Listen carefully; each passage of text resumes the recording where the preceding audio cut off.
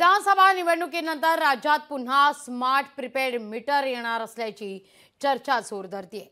महावितरणाकडून अदानींचा 27,000 कोटींचे टेंडर कायम ठेवण्यात आल्याचं कळतंय। स्मार्ट प्रीपेड मीटरचे टेंडर रद्द झालं नसल्याची सूत्रांची माहिती आहे।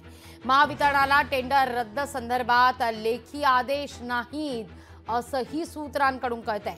लोकशाही मराठीनं स्मार्ट मीटर संदर्भात सर्वात प्रथम आवाज उठवलेला होता। सरकारनं टेंडर रद्द झाल्याचा खुलासा करण्याची गरज असल्याचं आता म्हटलं जात आहे।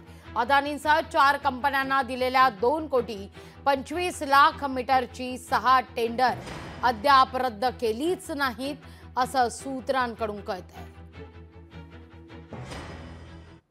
केवळ निवडणुका तोंडावर आहेत, जनतेचा रोष नको म्हणून ही एक प्रकारची जाहिरात आहे किंवा घोषणा आहे किंवा तोंडदेखलं आश्वासन आहे असं म्हणता येईल।